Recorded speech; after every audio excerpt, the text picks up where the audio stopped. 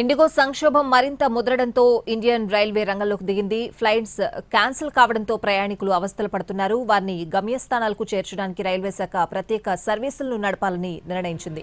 Flight టికెట్లు దొరకని వాళ్లంతా ప్రీమియం రైళ్లు, ఎక్స్ప్రెస్ రైళ్లను ఆశ్రయిస్తున్నారు. దీంతో 37 ప్రీమియం రైళ్లలో కోచ్లను పెంచింది. అదనంగా 116 కోచ్లను పెంచినట్లు రైల్వే శాఖ ప్రకటించింది.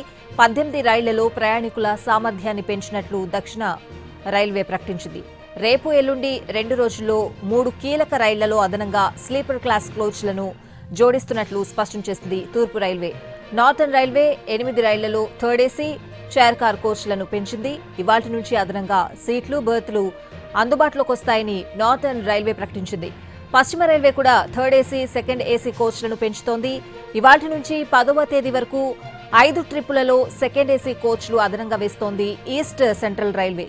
ఇండిగో విమానాల రద్దుతో రైళ్లలో ఏసీ టికెట్లకు, స్లీపర్ బెర్తులకు, వందే భారత్ ట్రైన్లలో సీట్లకు డిమాండ్ పెరిగింది.